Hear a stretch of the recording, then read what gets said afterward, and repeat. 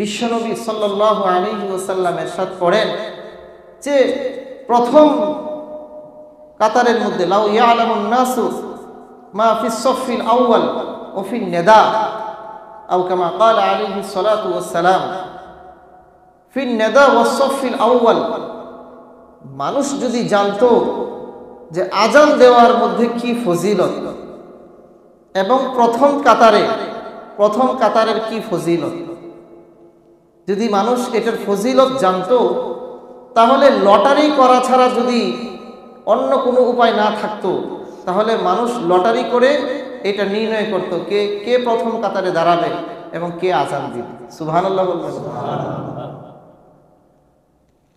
যে প্রথম কাতারে, এখানে আমাদের প্রথম কাতার, এখানে কয়জন মুসল্লি ধারণ ক্ষমতা, দ্বিতীয় কাতার তৃতীয় কাতারে সবাই চায় যে প্রথম কাতারে দাঁড়ায়। এখন কি উপায় বলেন তো? উপায় হলো এটা লটারি করতে হবে, লটারির মাধ্যমে নির্ণয় হবে যে কে প্রথম কাতারে দাঁড়াবে। আজানের ফজিলত এত বেশি, রাসূল বলেন যে যদি জানতো মানুষ যে আজানের মধ্যে কি ফজিলত রয়েছে এবং মুয়াজ্জিন তো সবাই আজান দিতে চান, তাহলে এই ক্ষেত্রে লটারি করতে হইতো যে তুমি আজান করো, লটারির মাধ্যমে নির্ণয় হইত।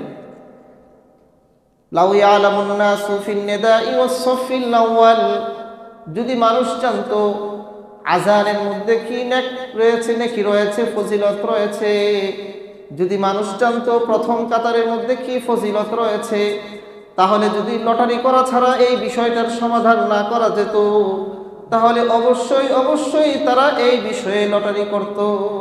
সুবহানাল্লাহ। তাহলে হাদিসের মধ্যেও প্রথম কাতারে দাঁড়ানোর ফজিলত আছে না নাই? আছে। মুহতারাম হাজিরিন, প্রথম কাতারে দাঁড়াতে গেলে তো একটু আগে আসতে হবে। এজন্য এই যে নেক কাজের একটা প্রতিযোগিতা যে আমি মসজিদে আগে আসতে হবে, আগে মসজিদে আসি। মাশাআল্লাহ, আমরা মসজিদে আসি, কিন্তু আসি সবার পরে, যাই সবার আগে। আমাদের পুরো উল্টা চলতেছে। আসার দরকার ছিল সবার আগে, যাওয়ার দরকার ছিল কি সবার পরে। হচ্ছে পুরো উল্টা। যিনি সবার পরে আসছেন তিনি সবার আগে আবার সুন্নত বাদ দিয়ে বের হয়ে যাওয়ার চেষ্টা করছেন। এরপরে এই হাদিসের মধ্যে আবার আরেকটা বিষয় আসছে, যদি মানুষ জানতো যে আগে মসজিদে আসার কি ফজিলত, আগে মসজিদে আসার কি ফজিলত, এই জিনিসটা যদি মানুষ জানতো তাহলে তারা প্রতিযোগিতায়, তাহলে তারা আগে মসজিদে আসার জন্য হুমড়ি খেয়ে পড়ত। হাদিসের মধ্যে আরো এসেছে, যদি মানুষ জানতো যে এশার নামাজের মধ্যে কি ফজিলত, এশার নামাজের জামাতের মধ্যে কি ফজিলত, এই জিনিসটা যদি মানুষ জানতো, এমনি ভাবে ফজরের নামাজের জামাতের মধ্যে কি ফজিলত, এশার নামাজের জামাতের মধ্যে কি ফজিলত, ফজরের নামাজের জামাতের মধ্যে কি ফজিলত রয়েছে, এটা যদি মানুষ জানতো তাহলে তারা এই ক্ষেত্রে হামাগুড়ি দিয়ে হলেও মসজিদের মধ্যে তারা জামাতের মধ্যে শরীক। সুবহানাল্লাহ। তাহলে নেক কাজের প্রতি হাদিসের মধ্যেও ব্যাপকভাবে উৎসাহিত করা হচ্ছে। এই সমস্ত হাদিসের বর্ণনা করার তার উদ্দেশ্য এইটাই যে আপনার আগে মসজিদে যেন মানুষ আসে, নেক কাজের মধ্যে যেন প্রতিযোগিতা থাকে।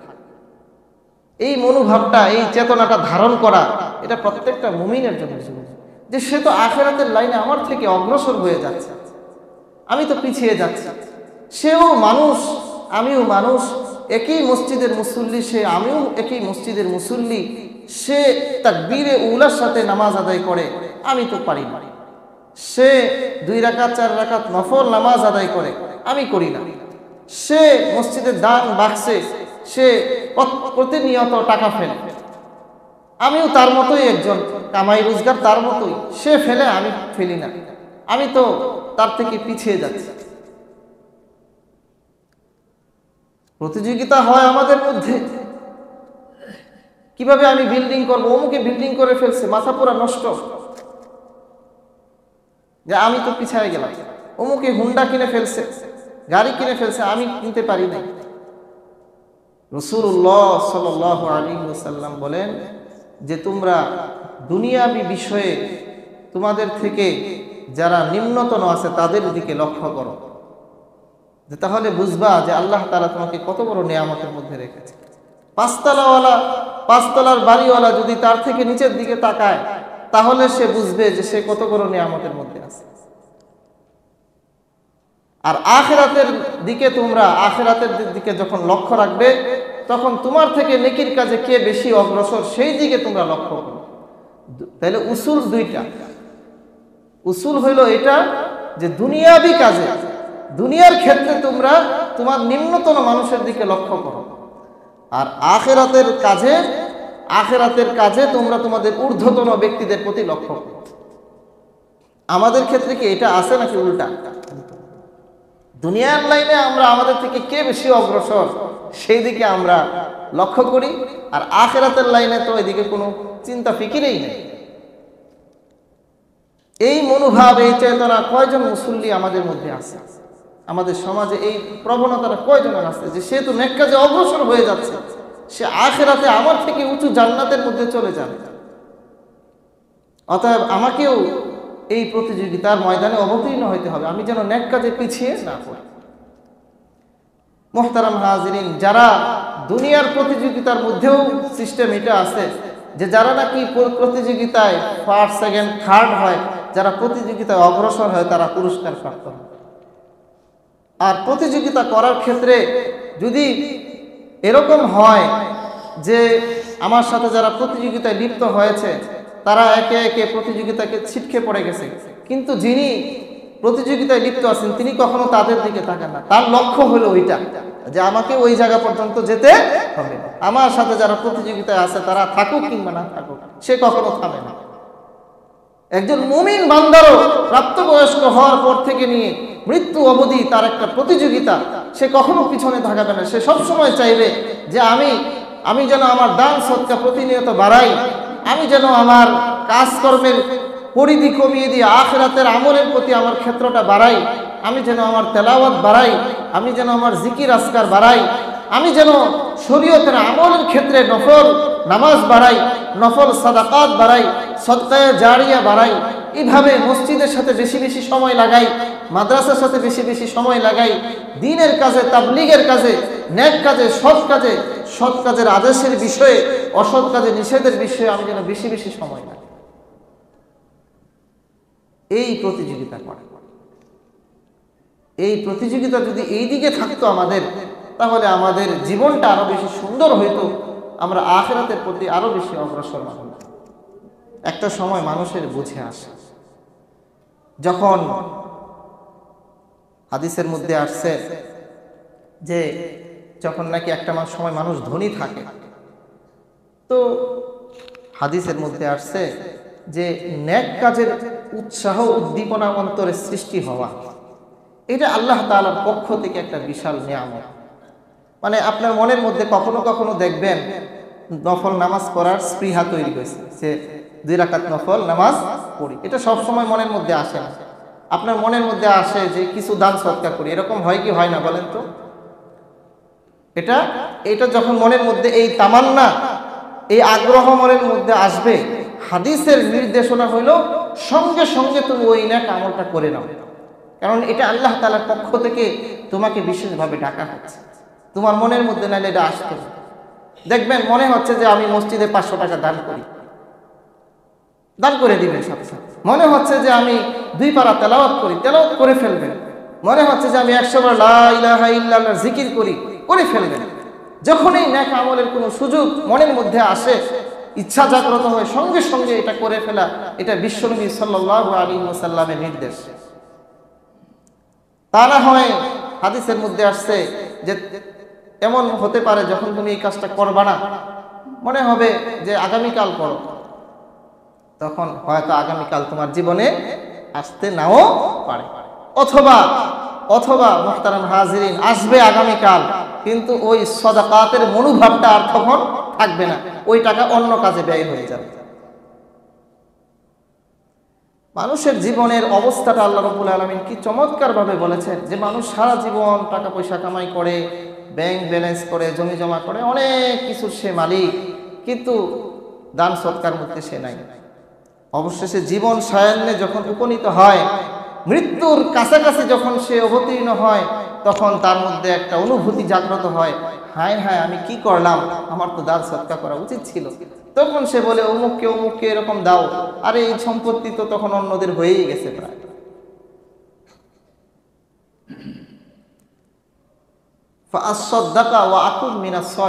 তাহলে আমি সদকা করতাম এবং আমি নেককার হয়ে যেতাম, কিন্তু এই সময়টা আর তাকে আর দেওয়া, সে চাইলেও তখন আর দান সদকা করতে পারে না। এই জন্য মুহতারাম হাজিরিন, সাহাবায়ে কেরাম রাদিয়াল্লাহু তাআলা আনহুর মধ্যে এই প্রতিযোগিতাটা ছিল। সাহাবায়ে কেরাম রাদিয়াল্লাহু তাআলা আনহু ছিলেন কুরআন এবং হাদিসের বাস্তব আমলের নমুনা। যদি আমাদের কাউকে অনুসরণ করতে হয়, বিশ্বনবী সাল্লাল্লাহু আলাইহি ওয়াসাল্লাম এবং বিশ্বনবী সাল্লাল্লাহু আলাইহি ওয়াসাল্লামের সাথে যারা ছিলেন সাহাবায়ে কেরাম, তারা ছিলেন এই আমলের উত্তম নমুনা। তারা বাস্তব ক্ষেত্রে দেখিয়ে গিয়েছেন যে কিভাবে নেক আমলের প্রতিযোগিতা করে। আপনারা এই ঘটনা হয়তো শুনে থাকবেন যে কোনো এক যুদ্ধে বিশ্বনবী সাল্লাল্লাহু আলাইহি ওয়াসাল্লাম সাহাবাদেরকে আহ্বান করলেন যে তোমরা দান করো, তোমরা জিহাদের জন্য, যুদ্ধের জন্য তোমাদের সামর্থ্যের সর্বোচ্চ জায়গা থেকে তোমরা কি করো, সম্পদ পেশ করো।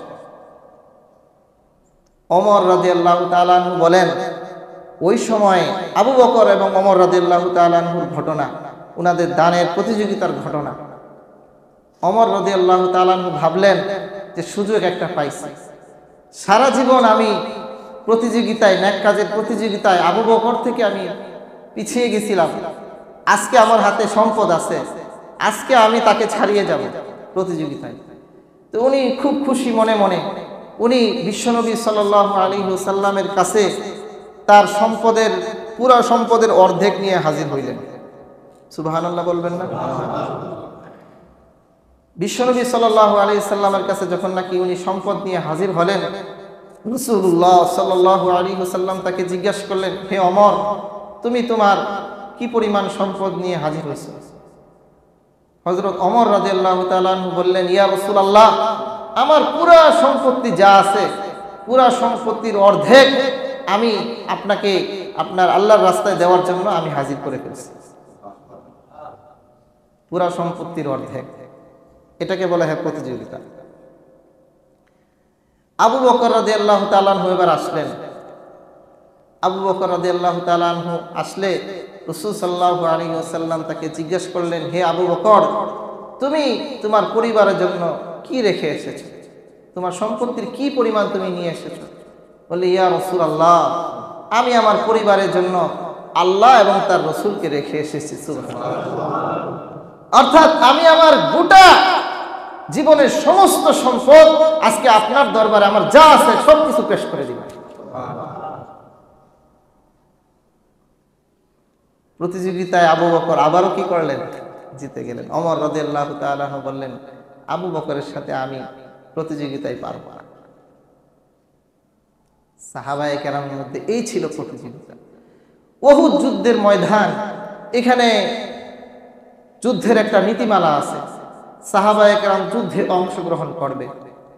তো রাফি ইবনে খাদিজ এবং সামুরা ইবনে জুনদব, এই দুইজন সাহাবী ছিলেন। ওনারা ছিলেন বয়সের দিক থেকে স্বল্প বয়সের অধিকারী।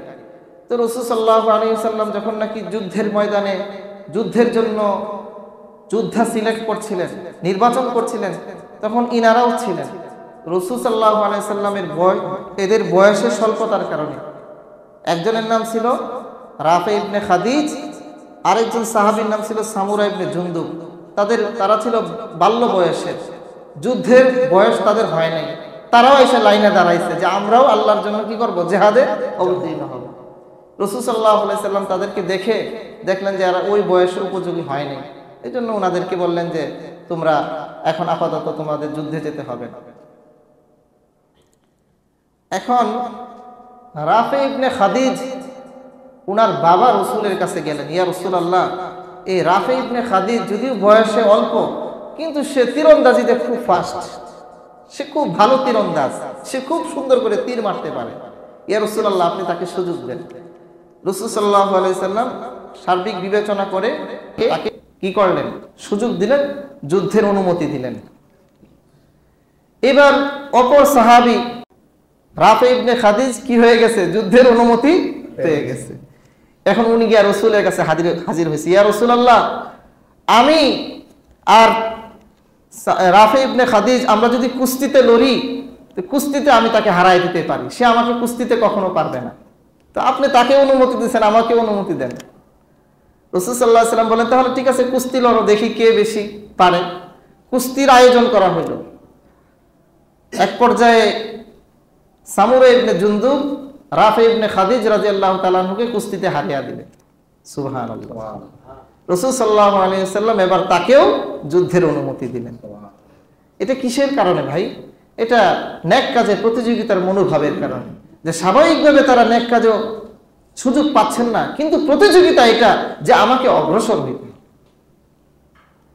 এই জন্য মুহতারাম হাজিরিন, আপনাদের খেদমতে আমার একান্তভাবে অনুরোধ এটাই রইল যে আমরা আমাদের প্রতিযোগিতা, নেক কাজের প্রতিযোগিতার ময়দানটাকে বিস্তৃত করি।